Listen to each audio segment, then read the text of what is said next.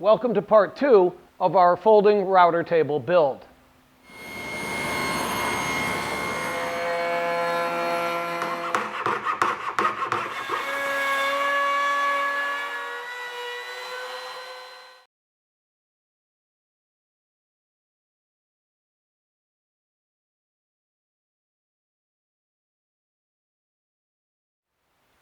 By now you know I'm always going to talk about the basics of safety, such as wearing your eye protection and your hearing protection.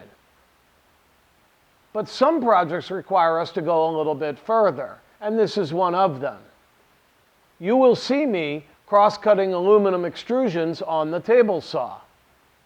Now the blades can handle this just fine, but you'll also notice that I'm going to be wearing a full face shield while I do it. The chips from this cutting tend to be hot, relatively large, and sharp. And that's a bad combination. So the full face shield will work to protect my entire face from these chips, making the cuts more comfortable and safer. It's up to you not only to follow the basic safety rules in your shop, but also to be aware of any special circumstances that you might need to prepare for. Remember, this is your best safety device, and you are your own best protection. In part 1, we made the folding stand and we glued up the top. Here in part 2, we'll add the router lift and the miter slot into the tabletop. We're going to build the aluminum-bodied fence, including the split faces, and we'll set up this organizational system on the main stretcher that'll keep everything at our fingertips as we work. So let's get started. Picking up exactly where we left off at the end of part 1, we need to start laying out a router table top for the router lift and the miter bar going across the front.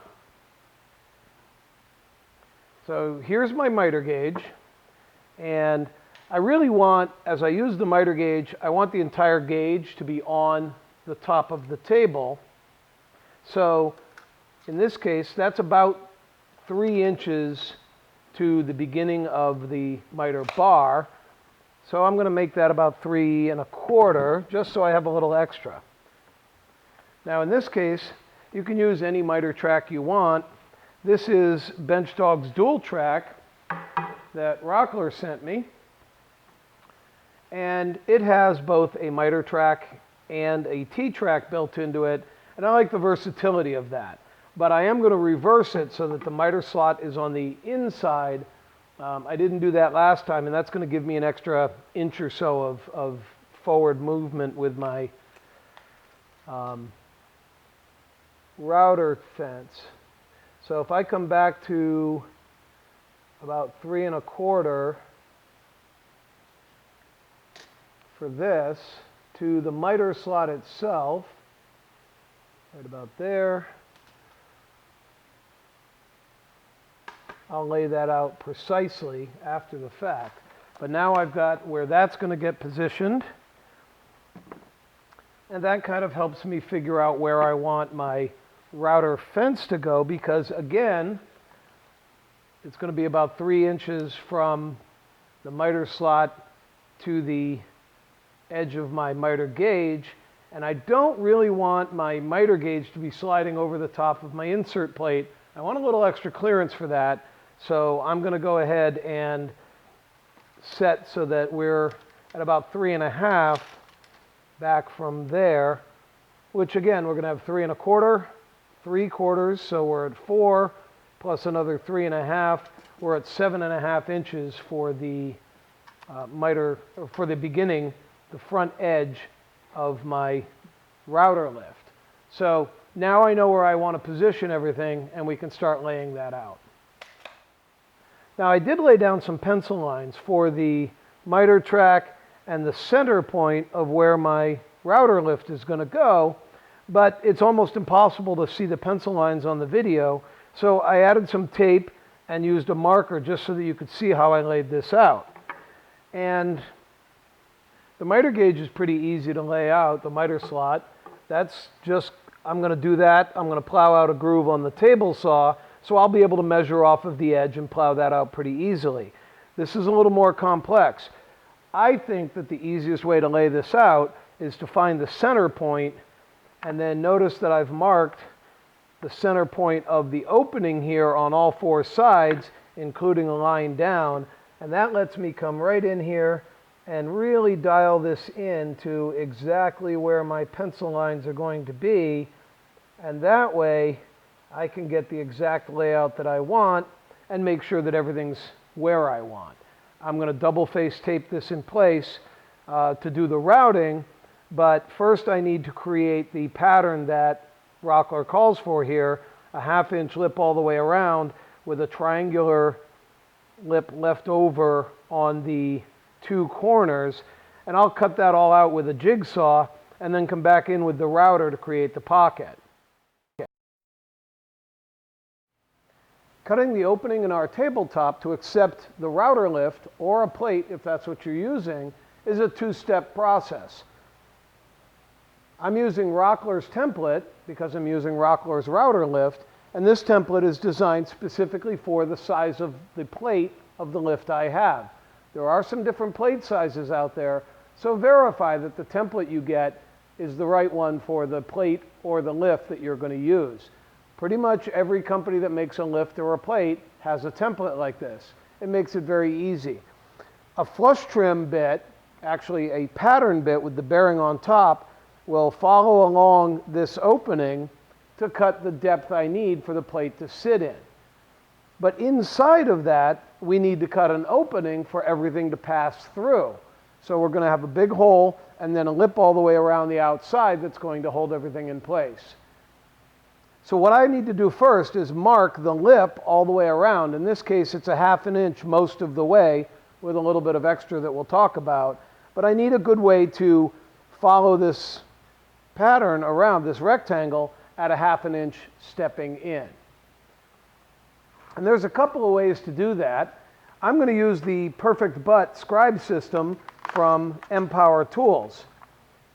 It has a handle with a built-in spring-loaded pencil and different sizes of discs that attach to it that allow you to scribe for countertops, scribe around walls and things like that. But it's actually excellent for doing this kind of work as well.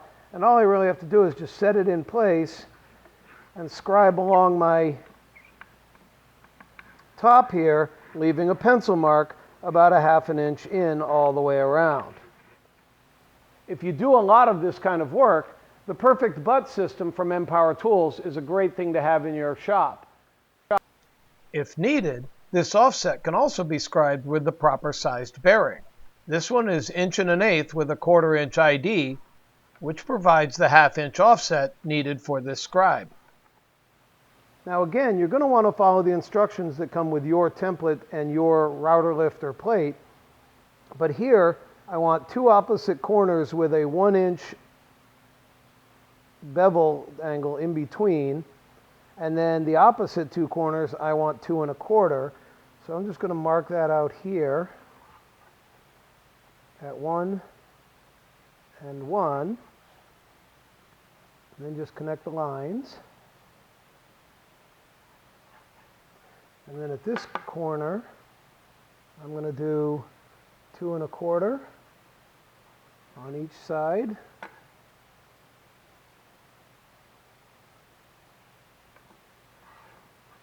And again, connect that. And I'll do the opposite two corners the same way.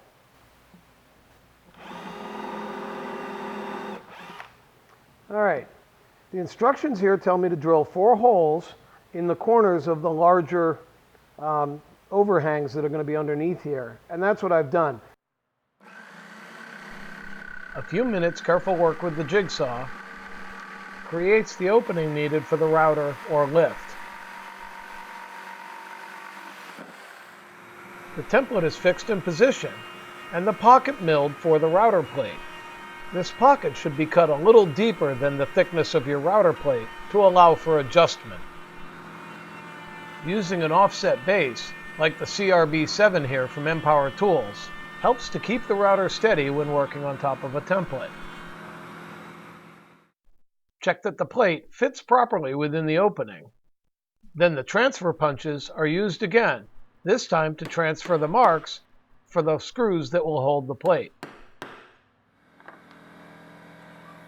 These marked locations are then drilled for whatever fastener is required.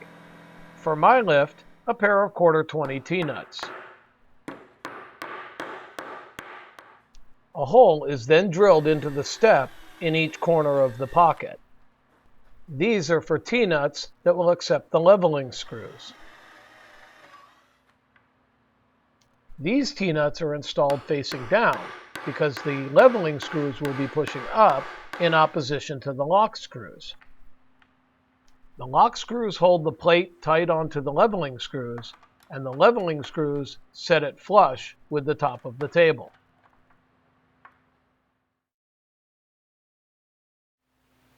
The final step to completing our router table top is to plow the groove that will accept the miter slot. You can use whatever extrusion you want. I happen to be using the Bench Dog Dual Track from Rockler. It's got a 3/4 inch groove on one side for the miter gauge and a T-track on the other side for the hold downs or anything else I may need to use. Now we want to be very careful about this whole groove thing. We want the track to be as close to dead flush with the top as we absolutely can get it. We don't want it overhanging the top because then when we're moving parts sliding across our table, they'll hit it. And we don't really want it below the top because, again, we don't want things to be able to hit a lip. We want it as close to flush as possible. It also needs to be as accurate as possible in width. But this isn't all that difficult to do because I'm going to use a piece of scrap to check my cuts and test the cuts and compare them to the track before I actually cut into my tabletop. So let's see how that works. The process starts by setting the depth of the dado stack. And a test cut is made in the edge of the scrap piece. This is tested, adjusted, and recut until the extrusion is dead flush with the top of the material. Then the rip fence is set to cut the outside edge of the groove, and this first dado is cut into the scrap and then into the top. These cuts are made in both pieces, stepping the rip fence over between cuts until the groove is just a little too small for the extrusion. The final pass is adjusted only on the scrap until the extrusion fits perfectly within the groove.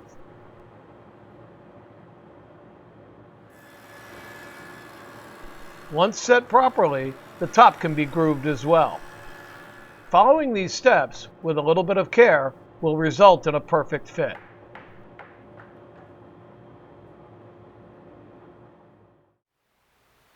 The miter bar is now properly fitted within the top. It's flush and it's snug, but not too snug. It does need to be cut off to the length of the top, and that's the next step. Now, of course, it could just be cut on one side and then another hole drilled here for mounting, and that would be perfectly fine. But, and this is just me, that would drive me crazy not having the holes evenly spaced.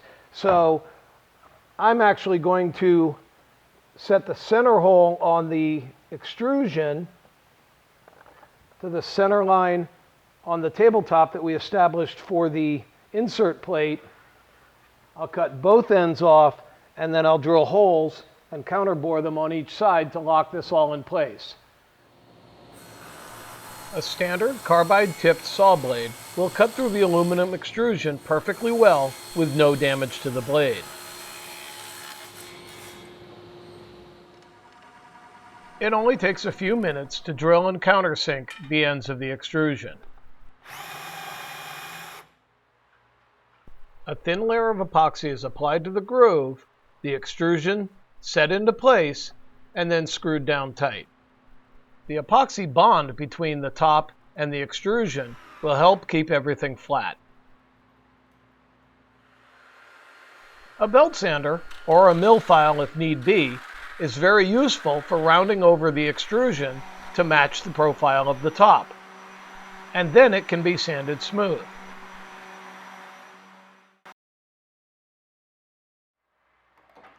Now that the top's completed, the cleats can be removed from the frame temporarily and mounted to the underside of the top. Pocket screws are being used to mount the cleats to the top, and honestly, it would have been a lot faster and easier if I had drilled the pocket holes into the cleats before attaching them together with the handle. Fortunately, I have the R3 jig from Craig, which still allows me to put the pocket screws in where I want them. The cleats are then centered side to side on the top, positioned along the back edge, and then screwed into place.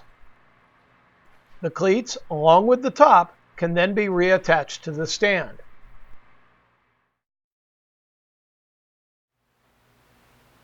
You can, of course, buy a fence that's already made, but this one's quite effective.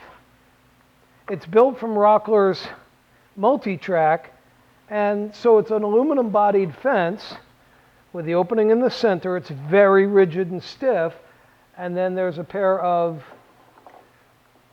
false faces, sacrificial faces, that can be applied to close off the bit opening as much or as little as needed.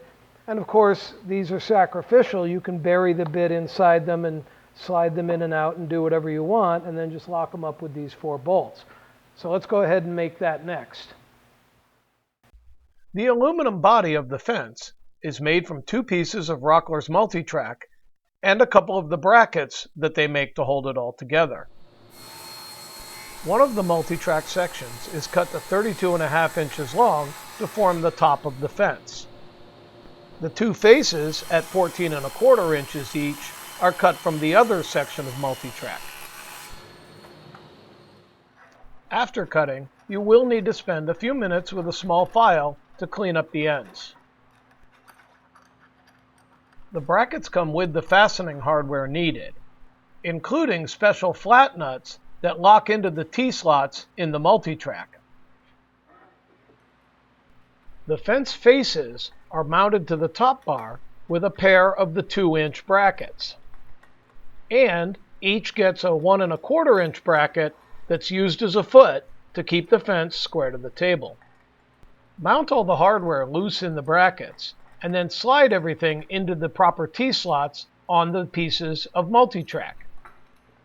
At this point, the bolts should only be finger tight. Everything needs to be squared up before tightening completely. This is generally what it should look like before tightening.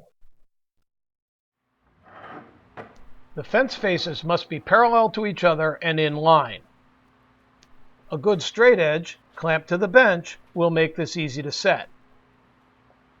Set the fence faces against the straight edge and ensure that the top bar is flush with them. Then everything is locked in place using the Allen key that's included in the bracket package.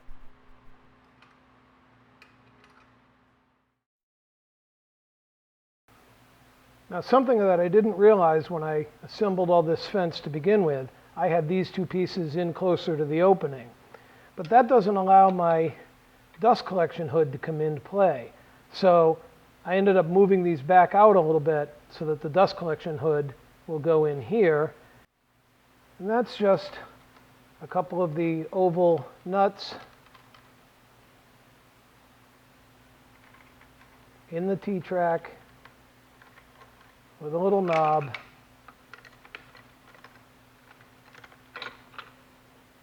And that'll lock that into place. The fence was designed to overhang the edges of the table by about 1.25 inches on each end. This allows for using Rockler's T-track hold downs to clamp the fence to the table. I was very happy with them on the original table, and I saw no reason to change over now.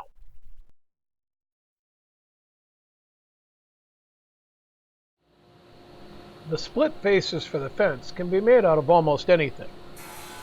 1/2-inch Baltic birch plywood is a natural choice. But in this case, the leftover particle board and whiteboard from the tabletop glue-up will be used. Rip the blanks to a little more than 4 inches wide and at least 15 inches long. Making these faces from a couple of layers laminated together is preferable to making them from one thick piece. Laminated pieces just tend to stay flatter over time. So the parts for the fence faces get glued together and clamped to a known flat surface. Once the glue is cured, they can be jointed and ripped to 3 3/4 wide and cross-cut to 14 1/4 long. These faces then get counterbored and drilled 1 1/2 inches from the bottom edge. The counterbore should be sized for your washer and 3/8 of an inch deep, and the through hole is 1/4 inch in diameter. The fences are attached to the center T-slot of the multi-track. Using a 1/4 by 3/4 long Allen head cap screw, washer, and flat nut. The flat nuts simply slide into the multi-track and can be tightened with an Allen wrench.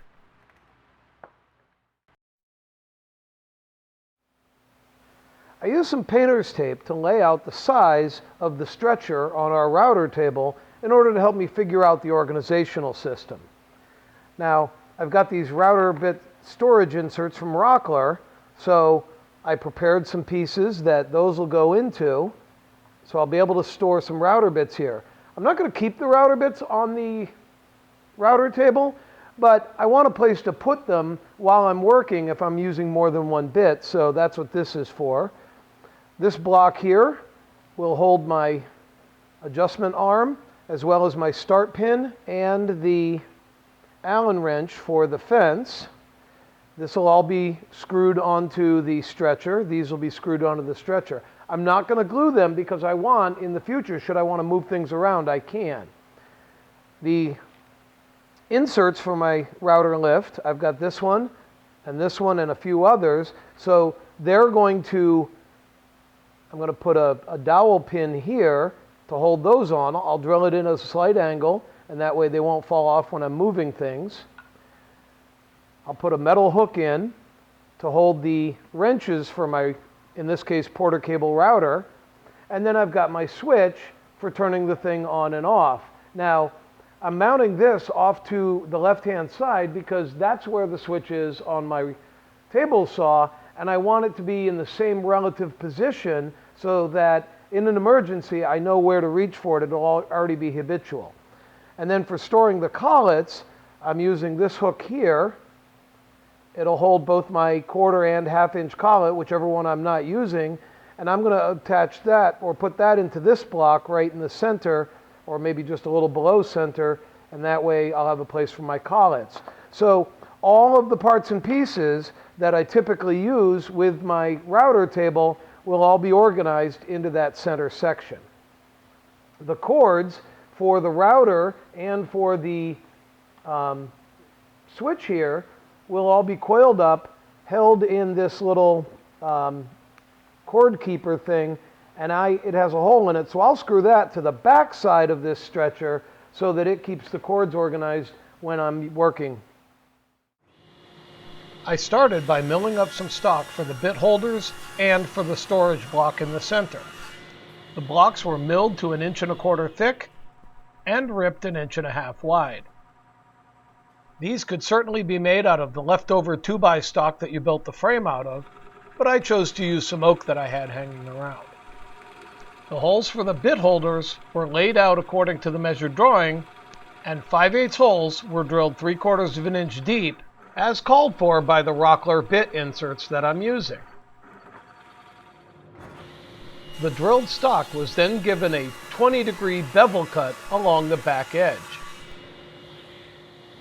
and the parts are cross-cut to the final length.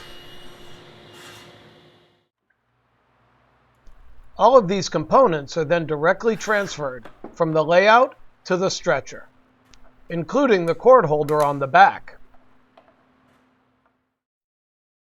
Now all of the typical items needed to use the router table are kept right at hand.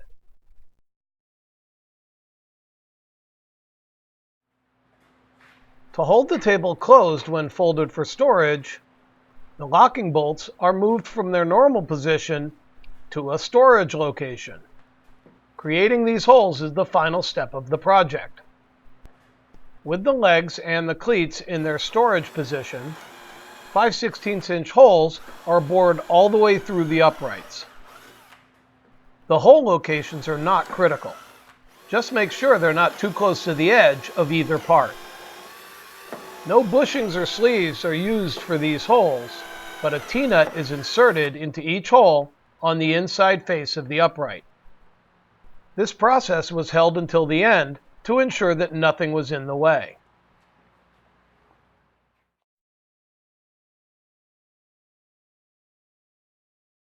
This is a full-size, full-function router table that can be folded flat for easy storage and transport. Setting up simply requires removing the lock bolts from the storage locations, unfolding the legs in the top, and resetting the lock bolts into the operating position. This updated version of my original design will give you many years of good service.